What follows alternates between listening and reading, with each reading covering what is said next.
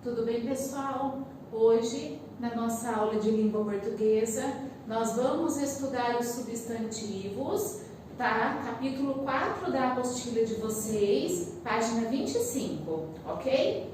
Primeira coisa, a gente tem que entender que os substantivos, eles fazem parte das classes gramaticais. O que é isso? Classe gramatical é como se fosse uma certidão de nascimento das palavras. Como assim, Cris? Cada palavra da língua portuguesa, ela nasceu com uma certidão de nascimento. Então, nós temos palavras que são substantivos, outras que são adjetivos, conjunções, preposições. Elas nasceram para esse tipo de função, certo? E aqui nós vamos entrar na parte de substantivo, que é o quê? O nome que eu dou para as coisas. Por exemplo, eu e você que está me ouvindo, nós possuímos um nome, então nós somos seres substantivados. Então, Cristiane é um substantivo, caderno, lousa, parede, vidro, cortina, tudo aquilo que tem nome é um substantivo, certo? Então é muito importante vocês verificarem que substantivos são os nomes dados para as coisas, perfeito? Os substantivos, eles são classificados em 9 partes. E cada um tem o seu grupo. Se vocês observarem aqui, eu coloquei de 2 em 2 para facilitar a compreensão de vocês, certo? Somente o substantivo coletivo, o nome coletivo, que ele vai ser sozinho. O restante, tudo em dupla, ok? Primeiro substantivo é o substantivo próprio, certo? O nome próprio. O que são substantivo próprio? Ok? Nome de pessoas e o CEP. Não sei se vocês lembram daquela brincadeira stop, que a gente colocava CEP. O que significa o CEP no stop? Cidade, estado e país. CEP não significa isso. Eu estou apenas ilustrando para vocês para ficar mais fácil, ok? Então, substantivo próprio são nomes de pessoas e o CEP, perfeito? Cidade, estado e país. Por exemplo, Cristiane, cidade, Santa Bárbara do Oeste, estado, São Paulo, país, Brasil, ok? Uma dica: todo substantivo próprio, ele vem com letra maiúscula, certo? Podemos colocar como substantivos próprios também as siglas. Por exemplo, nessa crise de coronavírus, a gente vê muito essa sigla aqui. O que significa a OMS? Organização Mundial da Saúde. Perfeito, tá? E isso aqui também é um substantivo próprio, porque é o nome que eu dou para uma instituição. Excelente, tá? O que é substantivo? Substantivo comum. Substantivo comum, ele é diferente do próprio, ou seja, ele é o contrário do próprio. Se o próprio são nomes de pessoas, cidade, estado, país e siglas, ok? No comum é tudo menos esses caras aqui, perfeito? Por exemplo, lousa, isso daqui é o nome desse objeto. Se é o nome desse objeto, ele é um substantivo comum, porque não é nome de pessoa, não é nome de cidade, nem estado e nem país, certo? Substantivo simples. Simples, o contrário do simples, composto. Substantivos simples são os substantivos que têm apenas uma palavra. Eu coloquei o exemplo aqui, ó, a palavra pé. A palavra pé Quantas palavras vocês estão enxergando aqui? Uma palavra só. Ou seja, a gente chama a palavra na língua portuguesa de termo ou vocábulo. Então eu tenho um vocábulo apenas, por isso que é substantivo simples, certo? Diferente do substantivo composto. O substantivo composto, eu coloquei uma derivação da palavra pé, aqui, pé de moleque, certo? É uma palavra composta por 3 palavras, tá vendo? Então eu tenho 1, 2, 3. Excelente? Então, substantivo simples, eu tenho apenas um termo e o composto mais de um termo. Tranquilo? Próximo. Substantivo concreto e abstrato. Aqui vocês têm que tomar muito cuidado, porque lá na 3ª série, no 3º aninho, no 4º aninho, o que as professoras falam? Concreto, tudo aquilo que eu vejo e pego. Abstrato, tudo aquilo que eu não vejo e eu não pego. Não é que essa definição está incorreta, mas ela está incompleta. Perfeito? O que seria substantivo concreto? Substantivo concreto é aquele que não depende de mim para existir. Por exemplo, essa caneta. Essa caneta é um substantivo concreto, certo? Por que é concreto? Porque se eu morrer agora aqui, eu não vou levar a caneta junto comigo. Sempre vai ficar, ok? Ela vai ficar aqui. Então, ela existe independentemente da minha intervenção. Eu não preciso estar aqui nesta sala para a caneta existir. Entenderam? É diferente do substantivo abstrato. O abstrato, ele necessita da intervenção de um ser humano para existir. Por exemplo, saudade. A palavra saudade, a gente não vê, a gente não toca, ela não tem forma. Se eu falar assim, Cristiane, defina o que é saudade para mim. Eu vou definir de um jeito, você vai definir de outro, porque é diferente de uma caneta. Quando eu falo caneta, já vem em nossa mente a figura. Agora, saudade, a gente não tem uma figura para a palavra saudade. Por isso que ela é abstrata. Ela precisa de um ser para senti-la. E esse sentimento vem à tona para ela existir. Perfeito? É a mesma coisa da tristeza. A tristeza, ela é diferente, por exemplo, de uma porta. Se eu falar assim, porta, todo mundo sabe o que é. Agora, se eu falar assim, tristeza, a gente sabe se é quadrada, se é redonda, se é retangular, se é amarela, se é azul, se é branca. A gente sabe disso? Não, a gente não sabe. A gente precisa, a tristeza precisa de um ser humano para senti-la, e sentindo esse negócio esquisito, a gente deu o nome de tristeza. Entenderam?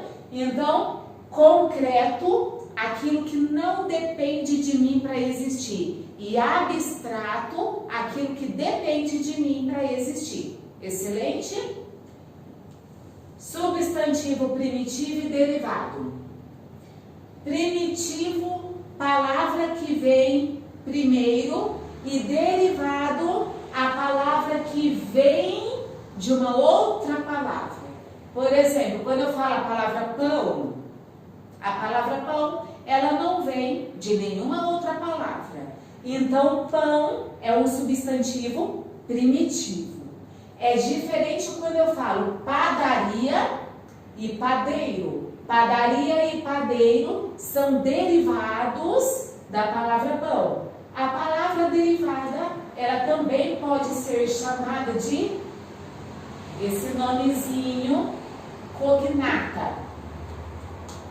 Então, o que é a palavra cognata? É a mesma coisa que derivada, ok? Então, padaria e padeiro são cognatas da palavra pão, certo? Ok? Então, primitiva, palavra que não vem de nenhuma outra palavra, e derivada, aquela que deriva, que vem de outra. Excelente?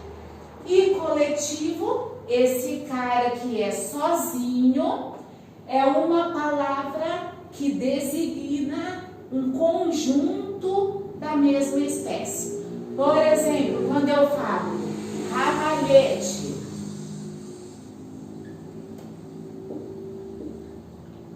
ramalhete é um conjunto do quê? Vocês sabem aí? Conjunto do quê? Flores. Quando eu falo alcateia, conjunto do quê? De lobos. Matilha de cães. Certo? Uma vez eu ouvi uma pessoa falando assim: nossa, hoje eu fiquei tão feliz, recebi um ramalhete de flores, um buquê de flores. Aí eu falei, nossa, ainda bem que é um buquê de flor, não é de cenoura, né, gente? Então a gente tem que tomar cuidado para os coletivos não virarem um pleonasmo na língua portuguesa. O que é pleonasmo? É a repetição desnecessária. Então, quando eu falo buquê, a gente sabe que o buquê é de flor. Tudo bem, gente? Então, você não precisa falar, eu ganhei um buquê de flores, a não ser que você queira designar que flor que é essa. Aí você pode falar, ganhei um buquê de rosas, de girassóis, entenderam? Agora, ramalhete de flores e buquê de flores, gente, não dá. Tudo bem? Vamos falar apenas, ganhei um buquê, ganhei um ramalhete. Entenderam? Tá? Perfeito aqui essa primeira parte. Então, daqui a pouco eu volto para a nossa segunda parte da aula. Pessoal, voltando para a nossa segunda parte dos substantivos, ok? Substantivos, como nós dissemos, são os nomes dados para as coisas, certo? Os substantivos, eles se flexionam. O que é flexionar, gente? Ele vai variar. Ele vai variar em gênero. O que é gênero? Feminino e masculino. Ele vai variar em número. O que é número? Singular e plural. E ele vai variar em grau. O que é o grau? Diminutivo e aumentativo, certo? Então vamos começar pela flexão de gênero aqui. O gênero, ele vai se flexionar em feminino e masculino. O que é isso? Nós vamos ter aqui os substantivos biformes. O que são biformes? Tudo que é bi é o quê? É dois. Então eu tenho duas formas para designar se aquela palavra é para o masculino ou é para o feminino. Por exemplo, existe a palavra professor para homem e professora para mulher. Tá vendo? Por que é classificado como substantivo biforme? Porque eu tenho duas formas para designar esse gênero. Tudo bem? Então vamos lá. Nós temos também os substantivos epicenos. O que são os substantivos epicenos? É quando eu não tenho uma maneira para designar um animal, porque os epicenos é somente usado para animais. E animais que não têm duas maneiras de se dizer. Por exemplo, eu posso colocar aqui, ó, cachorro, um exemplo, cachorro para masculino, certo? E cachorra para feminino, tudo bem? Então, esses animais aqui, eles são animais biformes. Por que biforme? Porque eu tenho como variar o macho e a fêmea aqui. Agora, os epicenos são utilizados para animais, apenas para eles, ok? Porém, que não são biformes. Por exemplo, tatu. Vamos pensar na palavra tatu, gente. Tatu. Existe tatu e tatoa? Não, ok? Tatu, ela é uma palavra comum, ou seja, ela é uma palavra única, ela é uniforme, certo? Para eu usar para o tatuzinho macho e o tatu fêmea. Entenderam? Então, a palavra é a mesma e como é que eu vou saber se é feminino ou masculino? Eu vou usar as palavras macho e fêmea. Entenderam? Por exemplo, gente, muitos alunos me perguntam, professora, baleia tem feminino? Ou essa palavra é feminina? Porque eu procuro no macho. Baleia é um epiceno, tudo bem? Porque não tem baleia e baloio, sei lá, para falar do masculino, tudo bem? Então, é baleia macho e baleia fêmea. A mesma coisa acontece com jacaré. Não existe jacaré e jacaroa. Tudo bem, gente? Jacaré é a mesma palavra, ok? E como que eu vou saber se é macho ou fêmea? Eu vou colocar a palavra macho e a palavra fêmea para designar o sexo do jacaré. Entenderam? Tudo bem? Muitos alunos me perguntam também do elefante. Elefante, Cris, é elefanta? Não é elefanta. Elefante para o macho e elefoa para a fêmea. É isso mesmo, elefoa, ok? Porém, elefante e elefoa não são epicenos. Por que não são epicenos, gente? Porque eu não preciso da palavra macho e fêmea para designar o sexo deles, ok? Eles são substantivos biformes. Por que eles são biformes? Porque eu tenho duas palavras para designar cada um. Tudo bem? Elefante para o macho e elefoa para a fêmea, certo? Também nós temos os substantivos sobrecomuns. O que são os substantivos sobrecomuns? São aqueles que o artigo é o quê? O a, os, as, ou uma, uns, umas. Tudo bem? Quando o artigo e a palavra não muda. E essa palavra pode ser usada para o feminino ou o masculino. Por exemplo, se eu falar assim para vocês, eu vi uma criança na rua. Essa criança, eu não designei se é um menino ou uma menina. Entenderam? Eu só vou conseguir definir o gênero se eu olhar, se eu vivenciar o contexto. Tudo bem, pessoal? Então, o que são os substantivos sobrecomuns? A palavra é usada para masculino e feminino, então a palavra não muda e o artigo também não muda. Por exemplo, tem outra palavrinha que é sobrecomum, criatura,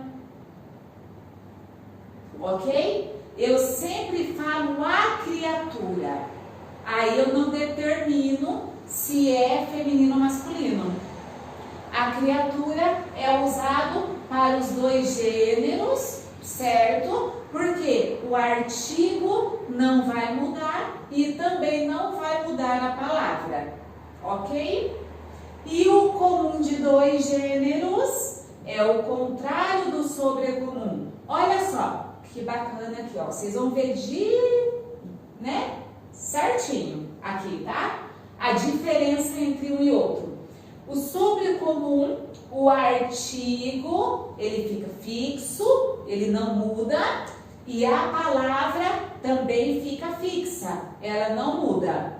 No comum de dois, a palavra é comum, ou seja, ela é a mesma, para feminino e masculino, mas ela vai mudar o artigo, ou seja, ela é uma palavra comum, é a mesma para os dois, mas é comum de dois artigos, ou seja, eu posso fazer essa brincadeira do artigo masculino e do artigo feminino para designar o sexo, tá? Por exemplo, gente, quando eu falo assim, eu vi o jornalista.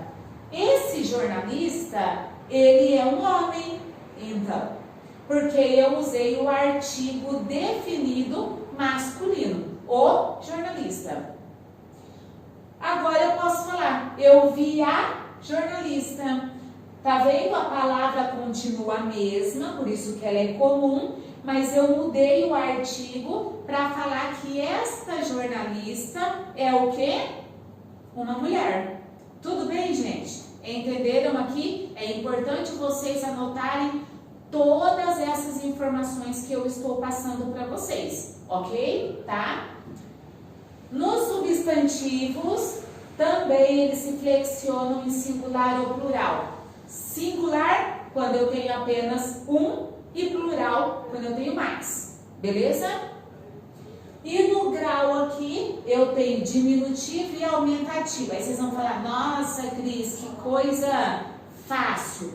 Toma cuidado, porque nas provas, o que eles querem saber do diminutivo e do aumentativo? Não é se você sabe falar casinha, casarão, cavalinho, cavalão. Não é isso. Tudo bem, gente? Eles querem sentido. Tudo bem? O diminutivo, ele traz pra gente um sentido dentro de um contexto e o aumentativo também. Então, por exemplo, se eu falar assim, nossa, ele é meu amiguinho, eu não estou falando que o meu amiguinho tem 2 centímetros de altura, certo? Eu estou falando que ele é pequenininho. Amiguinho no sentido afetivo. É a mesma coisa quando eu falo assim, minha mãezinha, meu paizinho, meu irmãozinho, tá? Tudo aquilo que é diminutivo, não é sempre, pessoal, mas ele tende a trazer para nós uma afetividade, tudo bem? Ele tende, ok? Porém, nós temos diminutivos que também têm sentido pejorativo. Por exemplo, quando a gente fala assim, não se mistura com aquela gentinha. Quando a gente fala assim, gentinha, a gente não está tratando com carinho. Você não está tratando com afetividade.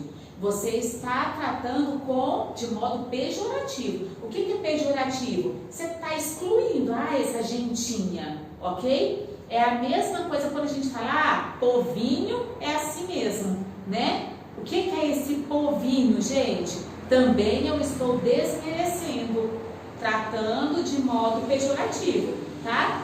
E também a palavra povão, né? Esse povão, tá vendo? Eu não estou falando que o povo tem 2 metros de altura, 3 metros, um poste. Não estou falando isso, ok? Quando eu falo povão, eu também estou desmerecendo aquele grupo de pessoas. Entenderam? Tá? Então, tome muito cuidado com o diminutivo e o aumentativo na língua portuguesa, porque não remete apenas tamanhos. Tudo bem, gente? A gente também remete a sentido, ou seja, ou afetividade, carinho, ou de modo pejorativo, que é você excluir aquela pessoa. Tudo bem? Tá? Então, esse aqui todas essas informações é a nossa aula de substantivo. Vocês terão tarefa da apostila de vocês, eu deixei até separadinho aqui, tá? Vocês irão fazer os exercícios da página 31 da apostila até a página 41. São 27 exercícios da apostila falando sobre substantivos. Tudo bem, pessoal? Anotem aquilo que é importante para vocês, Façam mapas mentais, que isso ajuda muito, né, a vocês memorizarem as regras da língua portuguesa, que é muito importante. Tudo bem? Tá? Bons estudos para vocês e até mais!